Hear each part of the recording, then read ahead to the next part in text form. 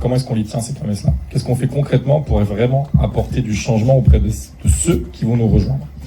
J'ai pris le cas de Thomas, qui est un papa de 34 ans, qui a 2 enfants de 4 et 8 ans, et qui, lui, pour le coup, est cadre, il n'est pas entrepreneur. Thomas, quand je l'ai rencontré, sa situation de départ, c'est la suivante. Moi, il me dit, ce que j'aime dans ma vie, c'est mon job, notamment parce que j'y atteins mes objectifs. Je sais que je suis un papa exemplaire et que je transmets une bonne éducation. Donc ses croyances, elles sont celles-ci. Et par ailleurs, quand on creuse un peu plus, on se rend compte qu'il y a quand même des points de fragilité, comme on en a tous, et c'est bien normal. Le premier, il rentre souvent tard, ce qui est l'occasion de recevoir de la part de sa femme ce que lui perçoit comme des reproches. Ses enfants, il a le sentiment qu'ils l'évitent, parce qu'ils vont plus vers maman que vers lui, et il ressent dans son quotidien de la fatigue chronique et des tensions. Une fois qu'on est parti sur cette situation de départ, on est allé analyser son comportement. Et en l'occurrence, de son comportement, on a tiré des enseignements. La première chose, c'est qui il a envie d'être dans son quotidien et qu'est-ce qu'il adopte comme comportement pour renforcer son intention d'être. La première chose, il va absolument apparaître pour quelqu'un de gentil, quelqu'un de calme et quelqu'un de compréhensif. Parce qu'il ne veut absolument pas, comme ça doit vous arriver aussi, apparaître par exemple trop autoritaire, agressif ou rigide. La problématique, c'est que lorsqu'il est dans cette démarche-là, il y a certains éléments qu'il ne voit pas. Il ne voit pas notamment que quand il est gentil, et là je vais vous demander d'interagir avec moi, il attire des inconvénients à tout le temps vouloir être gentil. Vous penseriez à quoi comme inconvénient quand je veux tout le temps être gentil? Ça vous évoque quoi? On prend pour un con. Ok. Allez. Ça me va. Les caprices des enfants. Des caprices. Ok. Merci à la famille de répondre. Les invités ont le droit de répondre aussi. Hein. N'hésitez surtout pas. Ok. Des sujets de crédibilité. Ok. Super. Merci Christophe.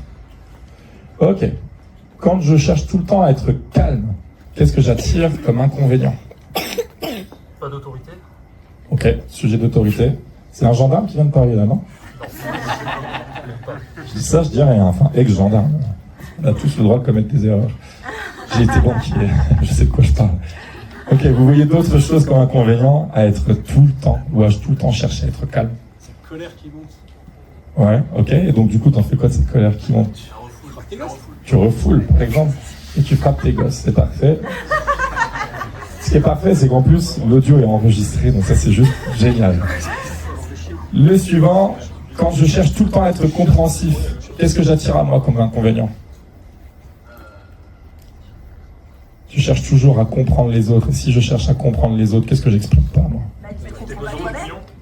Ouais, je me comprends peut-être pas moi-même, ou quoi? Tu te perds, toi.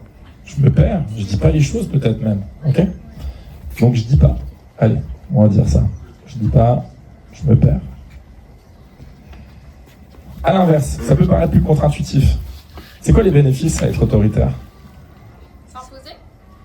Ok. Se faire obéir. Ok. Nourrir son ego.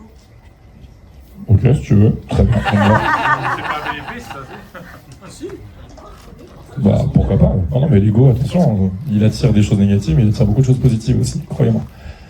C'est quoi les bénéfices à être agressif? Se soulager. Ok, admettons. Mettre un terme. Ouais. Mettre un terme, ok. C'est quoi le bénéfice si tu mets un terme à une situation qui te dérange? Le sujet est clos, tu passes à autre chose, etc. Ok. Tu peux passer à autre chose. C'est quoi les bénéfices à être rigide? Régulier. Ouais, effectivement. Et pour tes enfants, c'est quoi le bénéfice à ce que tu sois rigide? Le cadre. Ok? Vous voyez où je veux en venir? C'est-à-dire que quand lui, il cherche absolument à être comme ça pour ne pas être comme ça, ben finalement, il attire toujours la même nature d'inconvénients à lui. Alors que je suis sûr que dans sa situation personnelle, notre cher ami, il adorerait avoir ces bénéfices-là. Mais il ne peut pas aller les chercher puisqu'il ne s'autorise pas à être comme ça parce qu'il le juge trop mal pour aller dans cette démarche-là. Ok? Donc ça a été un point de départ. Une fois qu'on a fait ça et que finalement on est venu apporter des bénéfices face à des inconvénients et des inconvénients face à des bénéfices, il nous reste quoi? Plutôt que d'être déséquilibré, n'être que comme ça pour pas être comme ça, un peu comme une balance qui d'un coup viendra basculer. Il me reste quoi? Je viens rééquilibrer mes émotions par rapport à tout ça, et quand j'ai de l'équilibre, j'ai aussi de l'alignement. Quand j'ai d'équilibré l'alignement, j'ai de la liberté, et j'ai aussi de l'autorisation et de la confiance pour agir. Et là, on a déjà un point de départ pour commencer à ancrer quelque chose. Donc c'est ce qu'on a fait avec Thomas. La deuxième étape, c'est celle de la prise de conscience. Waouh! Allez, levez la main ceux à qui c'est déjà arrivé. Votre fille, votre garçon qui vous fait un reproche du type « Tu travailles tout le temps, t'es jamais là ». Et ouais, bien sûr. Et dans le cadre de Thomas, ça fait quoi? Ça réveille une blessure d'enfance parce que son propre père était tout le temps absent. Et ça réveille une deuxième chose, la promesse qu'il s'était faite lui-même, de se dire « Je ferai jamais comme mon père ». Qui d'entre nous ne s'est jamais inscrit en opposition sur ne serait-ce qu'un sujet par rapport à ses parents? Ah, moi je ferai jamais ça. Personne. On est d'accord. Du coup, il est dans quel schéma? Schéma pire. Donc pensez, je suis un mauvais père, puisque c'est en train de me renvoyer ce que j'ai perçu de mon propre père. Donc ma croyance, elle est née là. Deuxième chose, je suis dans l'émotionnel. J'éprouve de la tristesse et de la honte. Donc du coup, si je suis dans la tristesse et la honte, quand j'agis, je fais quoi? Potentiellement, je suis dans le repli. Ou alors, je suis dans l'irritabilité. Et j'obtiens quoi? Encore plus de conflits à la maison et peut-être même en dehors. On est d'accord avec ça? Hop. Alors que s'il reprend la même situation, et qu'émotionnellement, il se dit, ok, je vais plutôt aller voir les bénéfices, moi qui vois toujours que les inconvénients à ça. Donc il va se servir de l'exercice précédent. Il va peut-être être amené à se dire, bah, finalement, moi je fais de mon mieux. Et s'il est dans l'idée de se dire, je fais de mon mieux, quelle émotion il peut éprouver à l'instant? La fierté, peut-être encore plus de détermination, parce qu'il sait qu'il a une mission, et il commence à être ok avec ça. Donc à ce moment-là, quand il est dans le registre des actions, il se retrouve à être davantage dans le partage, à la transmission, il a des valeurs à transmettre, parce qu'il est en train de dépasser ses croyances qu'il ne voulait absolument pas transmettre. Et en dernier lieu, les résultats, il éprouve du plaisir quand il est avec ses proches, et quand il est avec eux, il a du vrai temps de qualité. Ce sur quoi je tiens à attirer votre attention avec ce partage-là, c'est que le ressenti, c'est une chose. C'est une chose qui amène quoi? Ça amène des perceptions. Est-ce que les perceptions sont un vrai reflet, un vrai miroir de la réalité? La réponse, elle est non. C'est trompeur. Donc il faut savoir se questionner et le remettre en cause. Et on apporte ça. Si vous avez des questions, vous n'hésitez pas. Pas que la famille. S'ils ont des questions, j'y répondrai dimanche au repas hebdomadaire. Troisième étape, on est allé fixer un vrai focus, parce que c'est bien de diagnostiquer et de faire un état des lieux, mais après il faut commencer à passer à l'action. Donc je lui pose la question, qui tu veux être cette semaine? Et là on est rentré dans un modèle qui s'appelle le modèle ICAL. La première lettre, c'est le I de intention. Il me dit, moi, à partir de maintenant, j'aimerais être un papa qui est là à 18h, 2 fois par semaine. Ok, ça c'est ton intention. Le C pour concentration. Qu'est-ce que tu peux faire pour aller dans cette direction? Je fais le focus sur le fait de bloquer mon agenda et je travaille comme si c'était des rendez-vous obligatoires, ces réunions de 18h avec mes enfants. Parce que j'arrive à m'astreindre et à répondre favorablement à un rendez-vous que j'ai calé à 19h avec des prestataires, etc. J'ai de la culpabilité, mais je le fais. Et ben, je vais me fixer un rendez-vous avec mes enfants. C'est possible aussi. Le A, c'est celui de attention. À ce moment-là, je me concentre sur mes tâches. Et quand il y a de la distraction avec la pause café ou des choses comme ça, bah peut-être que je vais être un peu plus focus parce que je commence à avoir une autre forme de détermination. Et à ce moment-là, je mets plus d'action dans mon quotidien. Et le L, et il est extrêmement important, je commence à lâcher prise. Si je pars à 17h30 et que tout est fait, est-ce que j'ai le droit de me dire que c'est OK? Ouais. Quand j'étais à l'inspection générale de BNP Paribas, c'est quand on partait à 19h30, on me demandait si j'avais pris mon après-midi. Ça existe dans la vraie vie, pas qu'à la télé. Et ben en fait, c'est OK.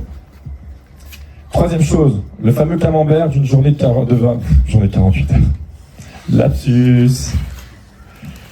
Sur une journée de 24 heures, on est allé décortiquer, ok. À quoi tu consacres ta journée aujourd'hui? Situation d'aujourd'hui. 30% du temps à ma famille. Et en fait, c'est trompeur. Il y a la nuit, il y a le dodo là-dedans. 40% de mon temps, c'est mon travail. C'est 10 heures par jour. 20% de mon temps, c'est quand je déconnecte et j'ai l'impression que ça me nourrit. Je suis sur les réseaux sociaux, le temps passe vite et je m'en rends même pas compte. J'ai passé 2 heures là-dessus. Et en définitive, il me reste 1 heure de ma journée de 24 heures pour moi. Ok, maintenant qu'on s'est dit ça, tu transposes. T'as envie d'aller dans quelle direction? Moi, j'aimerais mettre 40% de mon temps à destination de ma famille, notamment de mon temps de repos, parce que j'en ai besoin. Aujourd'hui, je suis sous pression et je suis fatigué. Ok. 30% de mon travail, c'est 8 heures. T'es prêt à faire 8 heures, bien cadencé, etc., et faire en sorte d'être relativement investi pour fournir tout le travail nécessaire en temps parti? Oui. Ok. 10% de ton temps sur le réseau, ça te va? Ouais, j'ai besoin de ça, franchement, ça m'alimente, c'est cool. Et à ce moment-là, il récupère 20% de son temps pour lui ou ses proches. Une fois qu'on a parlé du temps, je vais vous évoquer plusieurs lois. Il y a 3 lois que je veux partager avec vous aujourd'hui. La première, c'est la loi de Parkinson. Elle ne fait pas trembler, rassurez-vous. Mais elle dit simplement que je consomme tout le temps que j'alloue à une tâche. Si j'ai prévu de rédiger un mail en 2 heures, je ne le rédigerai pas en 5 minutes. Alors que si j'avais 5 minutes pour le rédiger, je le rédigerai en 5 minutes et il serait bien, mon email. C'est la raison pour laquelle on se retrouve, et je dois le reconnaître, les premiers qui sont arrivés s'en sont rendus compte, on se retrouve à la dernière minute encore à courir partout. Et ouais, si cette présentation avait eu lieu ce midi, j'aurais été prêt ce matin. C'est le jeu. Donc première chose, c'est déjà avoir conscience de ça. Quand je dédie du temps à quelque chose, je vais l'exploiter complètement, alors que c'est pas nécessairement bénéfique pour moi. La loi de Pareto, celle-ci vous la connaissez, 20% de mes actions vont produire 80% de mes résultats. Ok Anthony, c'est génial que tu me dis ça, mais comment je fais pour déterminer concrètement comment avancer dans cette direction? Eh bien là, je peux utiliser la matrice d'Eisenhower. La matrice d'Eisenhower, peut-être que vous la connaissez déjà, elle dit quoi? C'est un cadran qui va recenser d'un côté ce qui n'est pas important de ce qui est important, et de ce qui est urgent et de ce qui n'est pas urgent. Et une fois que j'ai ça, je prends mon agenda sur les dernières semaines qui se sont écoulées, et je vais regarder exactement quelles tâches j'ai réalisées, quelles sollicitations ont été celles pour lesquelles j'ai dû répondre, etc. Et je vais les classer. Et je vais les classer et je vais me rendre compte qu'il y a des choses pour lesquelles c'est important et à la fois urgent. Je dois le faire tout de suite, c'est ma responsabilité. Focus là-dessus tout de suite.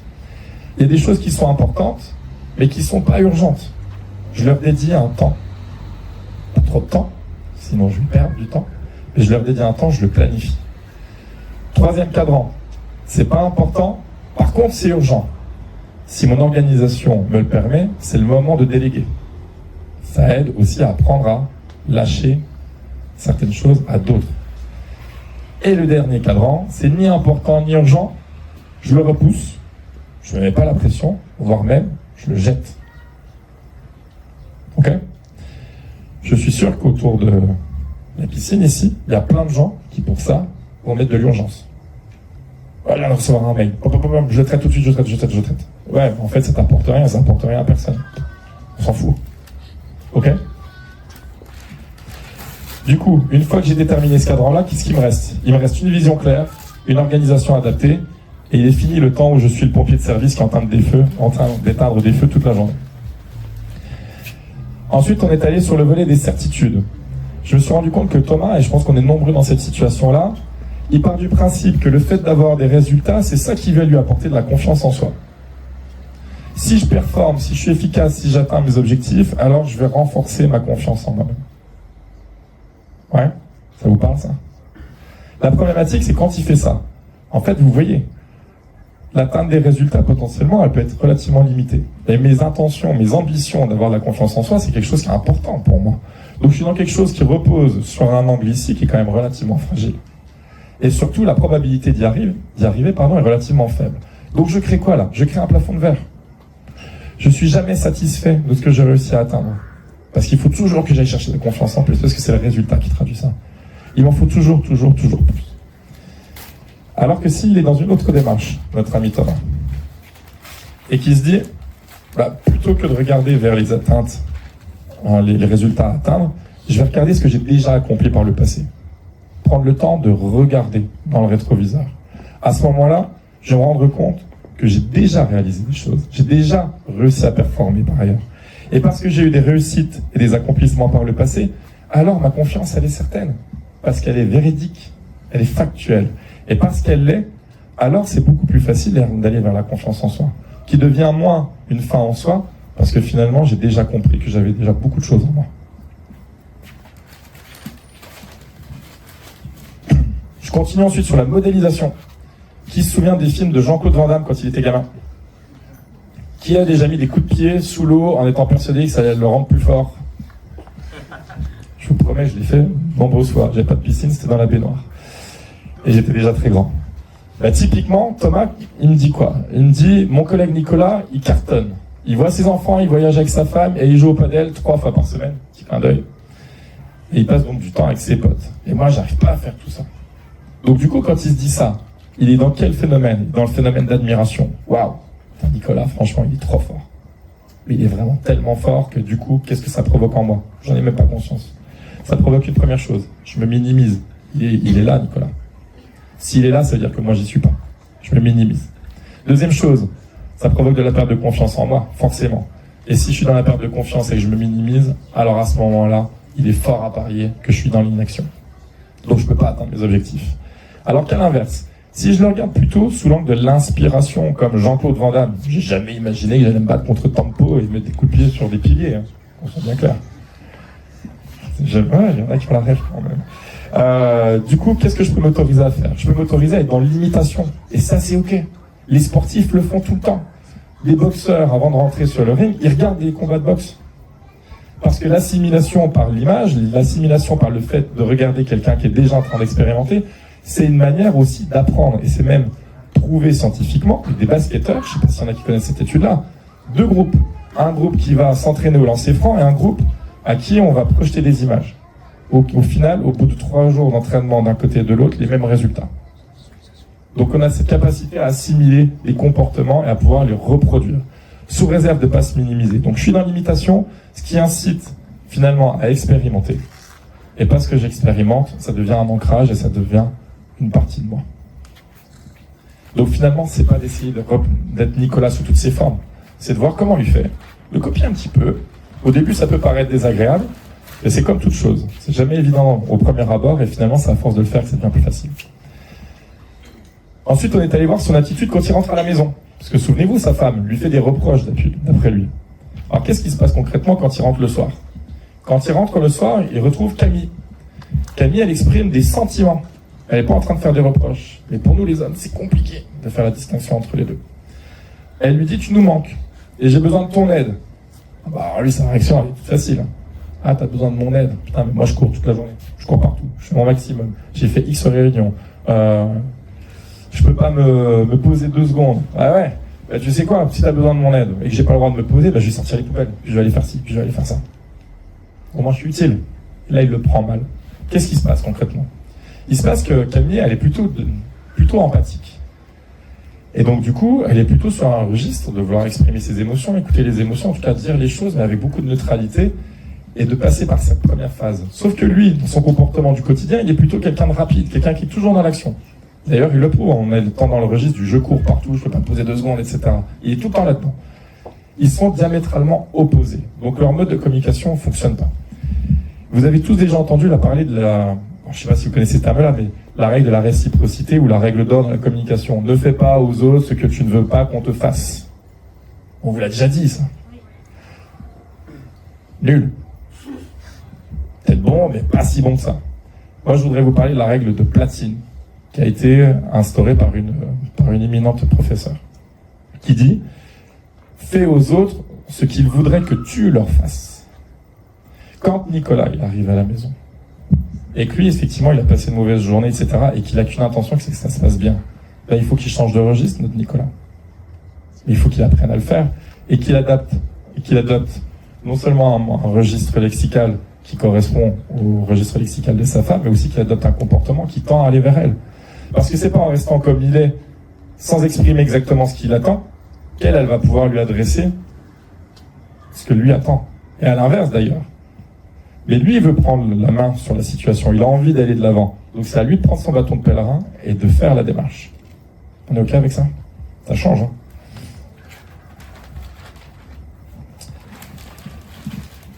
Ensuite, on est proche de la fin, je vous rassure. Ensuite, mon corps et mon esprit. Pourquoi? Là, on parle du triangle neurobiochimique. Typiquement, quand il rentre, il est dans le schéma, le rouge en premier. Où il dit même à ses enfants, il se le dit à lui-même, il est dans la pensée de « je suis là ». Ok, je suis là. Très bien. Sauf qu'il est là, mais il est en train de se dire dans son esprit « Ah, j'ai pas répondu à mes emails. Ah, puis demain, j'ai ma présentation. Puis demain, il y a telle réunion, etc. » Vous connaissez ça, forcément. Donc du coup, dans ses émotions, il dit « je suis là », Et dans ses émotions, lui, il exprime par ailleurs, parce qu'il est en train de penser à autre chose, il exprime de l'anxiété, du stress, peut-être même de la culpabilité. Et donc, du coup, son enfant à qui on dit « Oui, je suis là, c'est bon », ben, il perçoit quoi? Ben, il perçoit son papa qui est fermé et qui est complètement indisponible. Alors qu'à l'inverse, s'il arrive et qu'il décide de prendre 10 minutes et tout de suite mettre son corps en action. Les sportifs connaissent peut-être ça. Moi, dans le trail, on m'a expliqué que quand tu souffres, souris. Et tu verras, tu arriveras à tromper ton cerveau. C'est bien cette démarche-là. Donc, je me mets à l'action tout de suite. Je joue même 10 minutes. C'est pas grand-chose. Mais je prends ces 10 minutes-là et je me mets dans le jeu. Qu'est-ce qui va se passer? Je vais ressentir, moi, de la joie, je vais partager des rires et de la fierté.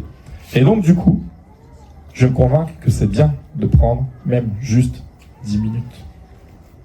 Et ça change tout. Ok? En synthèse, je termine là-dessus. Chez les performeurs, notre vocation, c'est pas d'être une formation en plus des autres. C'est d'aller beaucoup plus loin de ça et de faire ce que les formations ne font pas. Quand vous avez recours à des formations, on est dans le sujet du savoir-faire pour avoir des résultats. On vous explique une méthode. On vous a jamais réunis autour d'une table, ne serait-ce, allez, si on vous demande de faire un tour de table pour se présenter pendant 20 secondes. Ok. On s'est jamais intéressé à quelque chose qui est fondamental et qui est la pierre angulaire de toute cette expérience. Et c'est ce que j'ai essayé de vous démontrer aussi à travers cette étude de cas. C'est le sujet de votre identité. Parce que c'est facile de vous donner des injonctions pour faire différemment. Mais si vous n'avez pas développé votre identité pour pouvoir en faire des choses qui sont partie intégrante de vous, alors ça s'effacera au même titre que les formations qu'on vous dispense, où vous dites « Ouais, c'est génial » parce qu'on vous a renvoyé des messages qui étaient aguicheurs, qui avaient l'air sympas, etc. Sauf que 15 jours après, il ne se passe plus rien. La différence, c'est qu'une fois que j'ai intégré quelque chose par rapport à mon identité qui a évolué, alors je vais faire et je vais avoir de manière automatique, et tout ça, ça viendra beaucoup plus naturellement, vous obtiendrez des résultats probants. Je vous remercie pour votre attention. J'ai fini pour cette étude de cas.